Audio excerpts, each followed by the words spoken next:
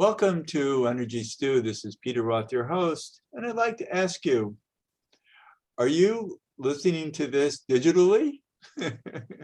Well, you must be, but we're going to talk about the traps of the digital age and how to manage your life to be more balanced in this world where we can be so consumed by virtual realities. And to help us do that is the author of a book called Spiritual Freedom in the Digital Age. Makes sense. And how to remain healthy and sane in a world gone mad. Well, we all know that. And the author is a guest who's been on Energy Stew a number of times before. And I'm always thrilled that he's back again with a new book. It's Jason Gregory. Jason, welcome back to Energy Stew. Thanks for having me back on, Peter. I always love our conversations. So good. I look forward to this. Well, and me too, because you really covered the ground in this book. There's so much in here that we need to be conscious about.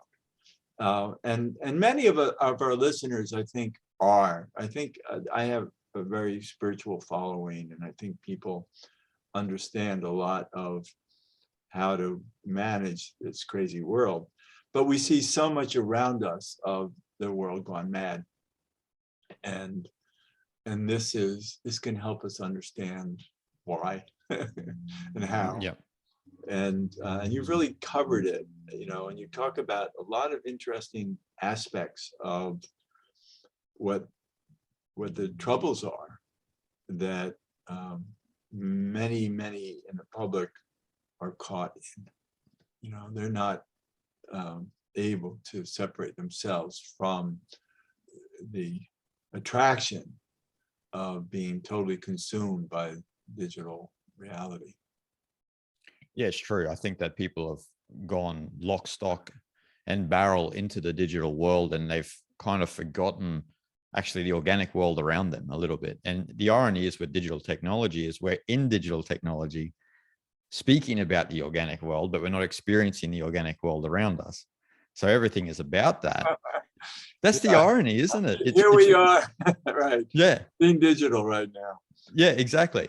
But I think that people are kind of dissociating with the world around them because they're so invested in what's happening in the digital world. And, you and I are speaking here on a digital platform, and there's so many benefits to it, right? There's so many benefits to digital technology, but I think people can't sort of rein in their tendencies to become addicted to digital technology. And I talk about addiction in the book about the differences between a chemical dependency as opposed to a behavioral addiction. And I'm not saying that behavioral addictions you don't have the same withdrawal symptoms if you have a chemical dependency, for example, but some people may argue with that. I had an interview actually last week where the gentleman was saying, well, I actually think that some people do have withdrawal symptoms with behavioral addictions with, digital technology, smartphones in particular.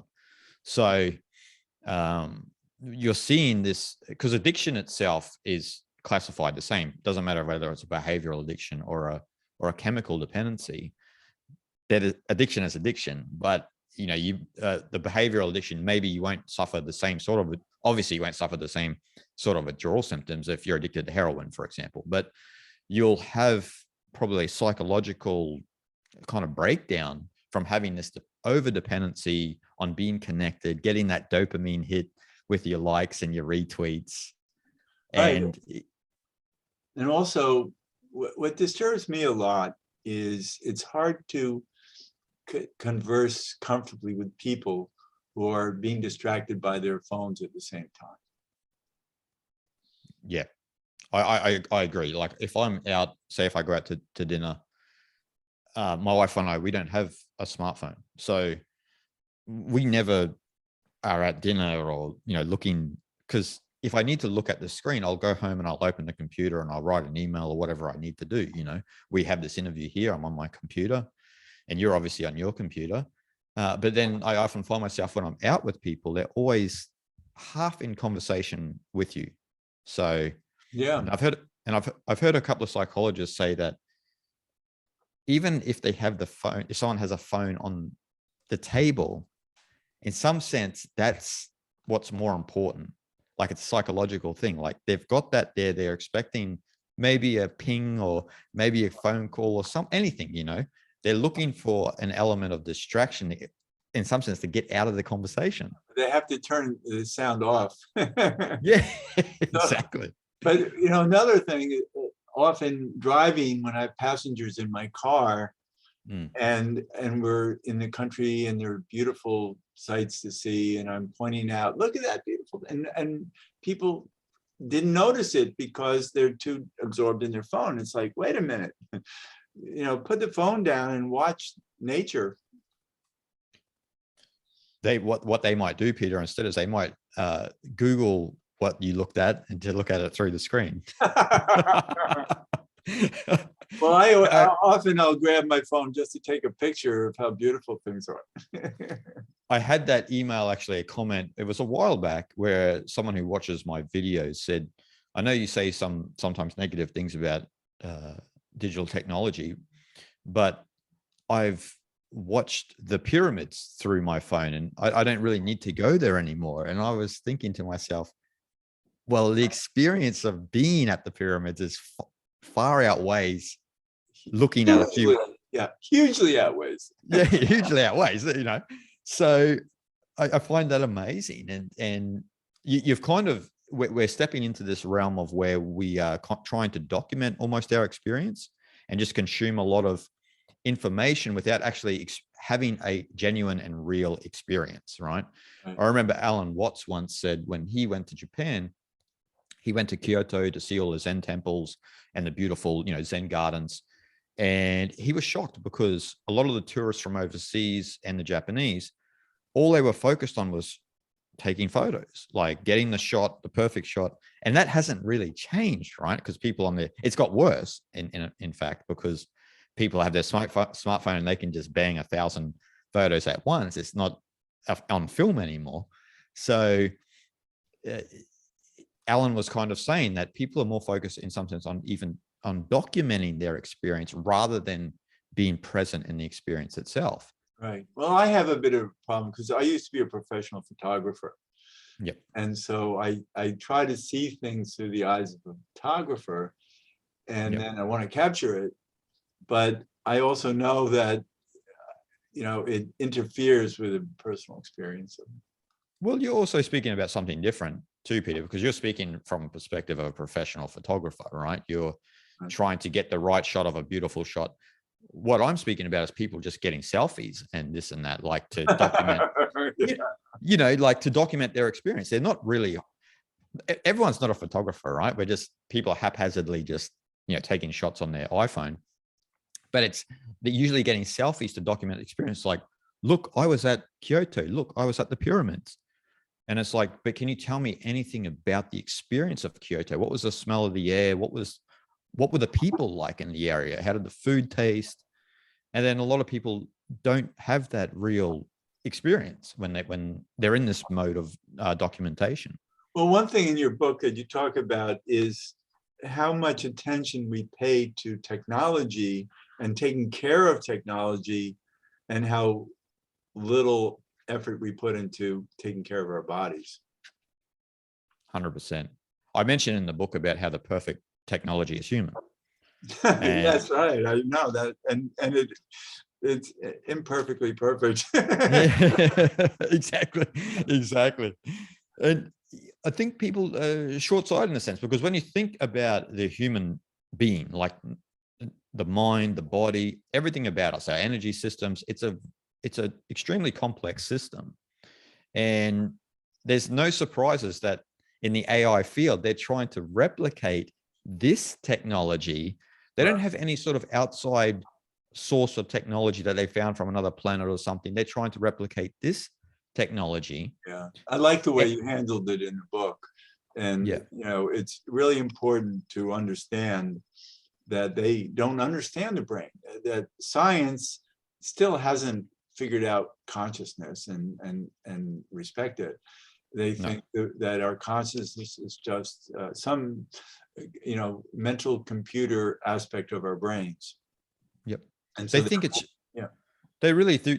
I think a lot of people in the scientific field think that the mind is, especially in the AI field, they think it's just a decision-making device. Like they think everything is just self-awareness. Like, but self-awareness without emotions, without like a high state of consciousness, that's not complete. Like that would be like just having any sort of robot that can make, certain decisions, but it doesn't have any deeper recesses of consciousness. Like it's just, it'd be like Peter without all of the experience Peter has had in his life, no emotions, just an something that observes and does things mechanically.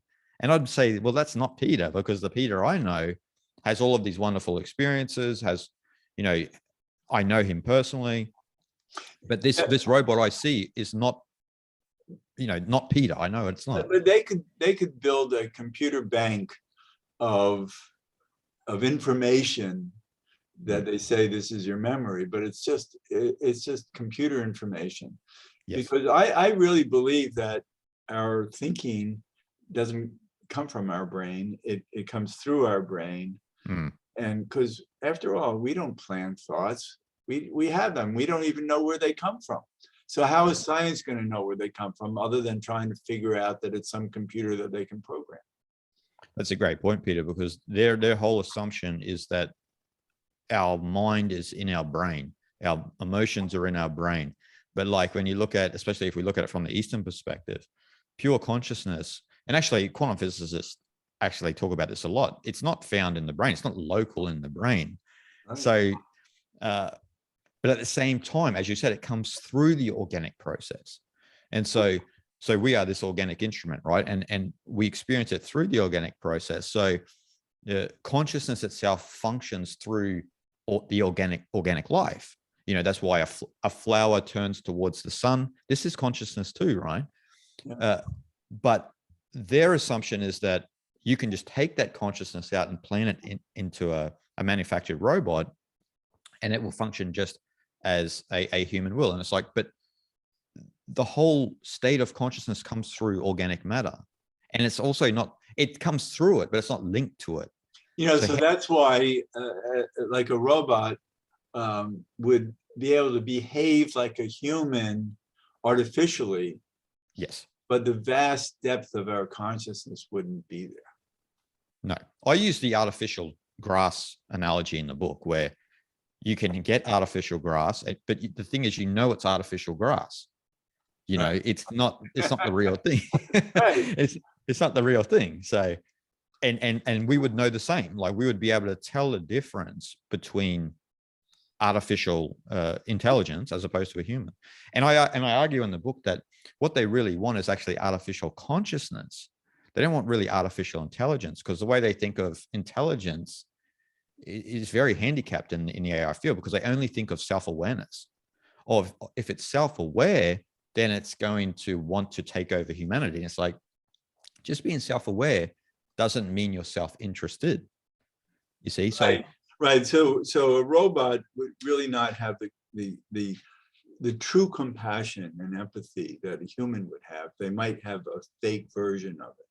Yes. Well, it was, as you said before, it's informational based. So they might have a lot of information stored in them to react to situations accordingly, but they don't have a true emotional center that allows them to be, in some sense, self-interested or to be compassionate, as you said. So they don't. Yeah, definitely not truly compassionate. They can behave compassionately. Yeah, exactly. They can be programmed to be compassionate. Right, So they're just a machine.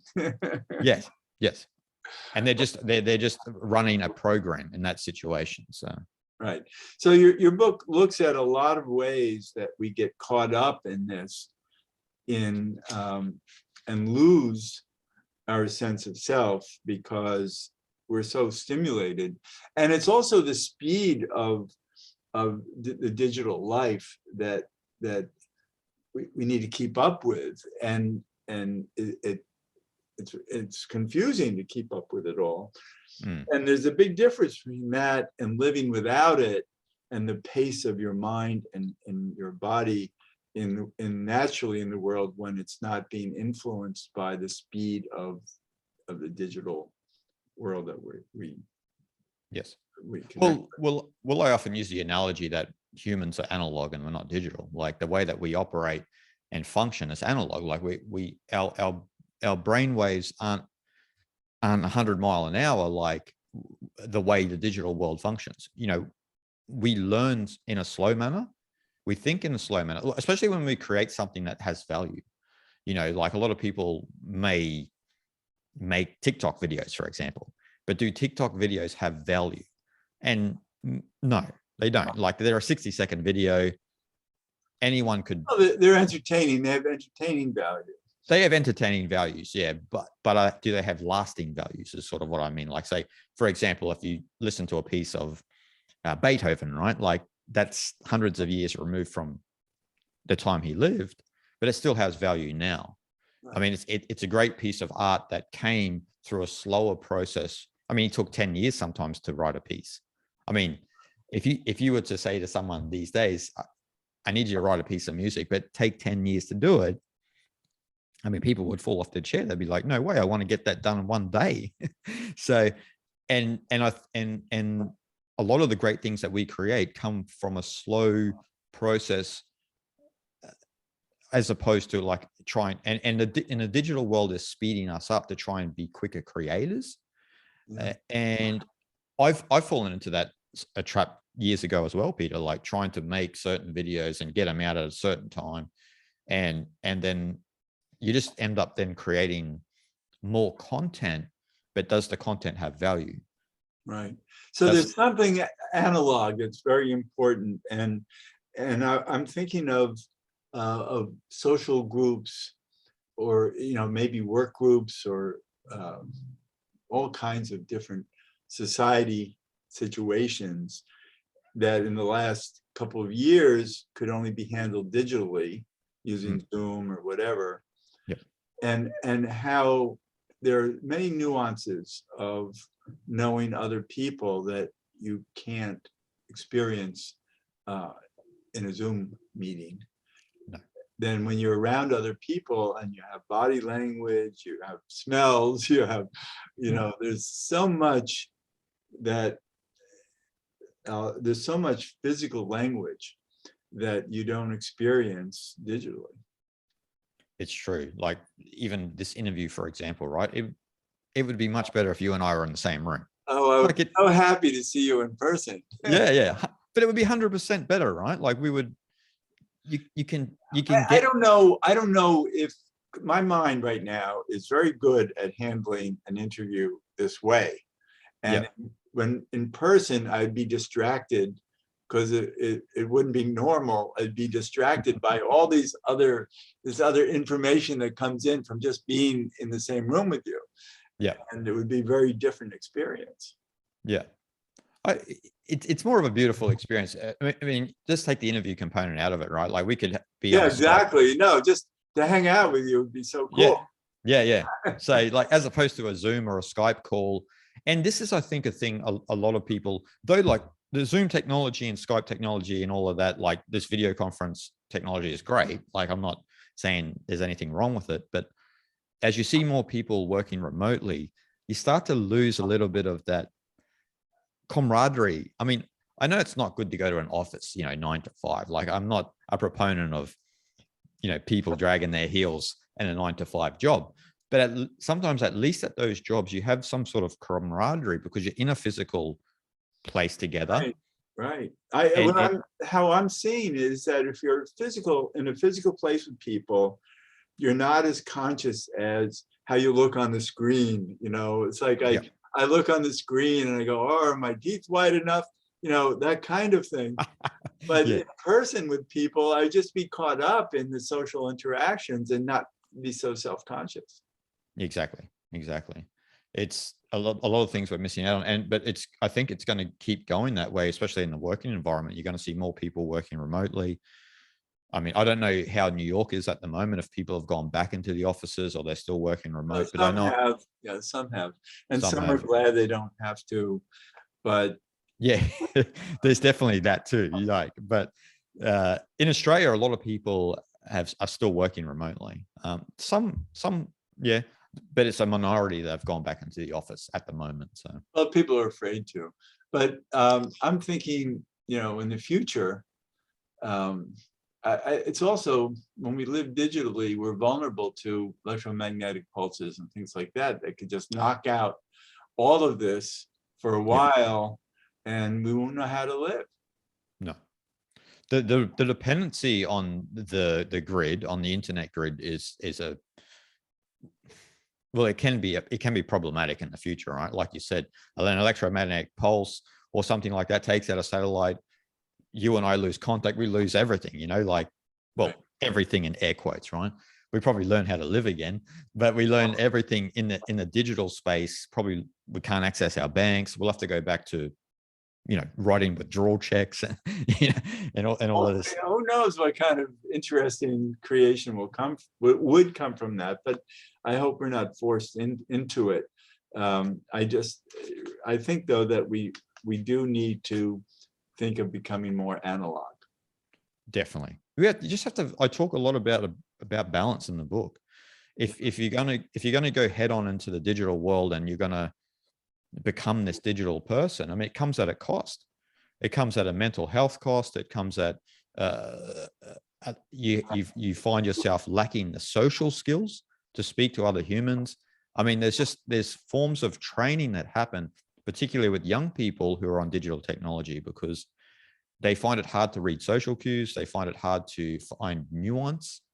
And you see this a lot on the digital world now. Like, a lot of people think black and white. And it's like, the time that you and I are from, it's all about nuance. You need to have context. You need to know specific things about, and this day and age, like, they'll say something.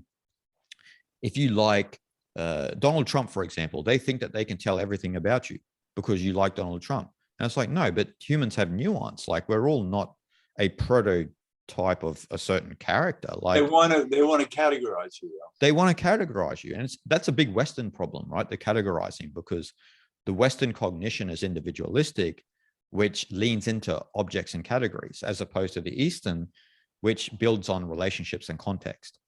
And so that's why in the East, you don't see a lot of that black and white thinking, but you see it in the West, particularly in America. But there are Western, Eastern societies. Yeah, exactly. But see, that's cultural training, right? That's the culture. Like, I can take someone from India at 2 years old and raise them in America, and they'll be American as American. Right. They'll be as Western as Western. So that's the cultural framework. And that's how the Native American culture was broken, by putting Yes. them into Western schools. And but then again, in your book, you talk about in education in South Korea and Japan, where the children are just taught to be book smart and don't learn about their bodies and aren't playful and do sports and stuff. My wife is Korean, right? So she's learned firsthand that experience, and it frustrates her because for herself, she's highly intelligent, obviously, because Korea is one of the most, if you look at the average IQ over there, it's through the roof. And so they are highly intelligent, and she'll even admit to me, like, sometimes she lacks the social skills to deal with certain situations. And it's because of this rote learning that we find in Japan, Korea, and China, where she used to go to school, for example, in high school, from 7 a.m. to 11 at night, the real 7-Eleven. And then she would get home and she would have to study until 2. So she was only sleeping 4 hours a day, and she would do that for 2 years. It's so incredible. And you lose so much else. Yeah. And so I think the future will be wiser, and I'm looking forward to a new age that we're going into, of fifth dimensional consciousness, and then we can really understand what the Taoist teachers were teaching about. Yes, exactly. And we can use this platform for that, Peter. You know what I mean? Like, I spoke in an interview last week where I was asked about, you have, like, speaking to me, like, you have all of this digital platform and this and that.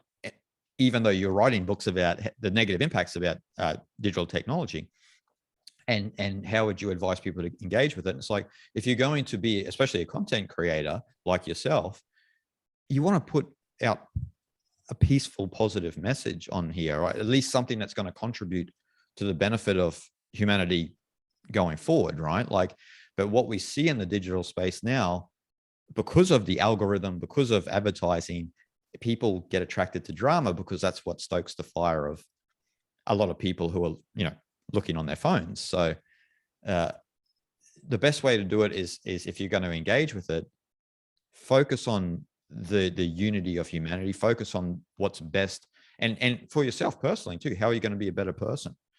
Right. And to do that, people should get your book. We're getting near the end of the show. Yeah. So I want people to look for the book Spiritual Freedom in the Digital Age, Jason Gregory. And you have so many wonderful videos available. How do people find you? Well, you can find me on YouTube. You can just type my name in and you'll find my YouTube channel. I also on my website, jasongregory.org, and all across Facebook, Instagram, Twitter, you can find me. So yeah, speaking of digital. Yeah, exactly. Yeah. It's fascinating though, but that's the whole idea of balance. It's like get the best of it and make sure you're not caught in the worst of it. Yeah.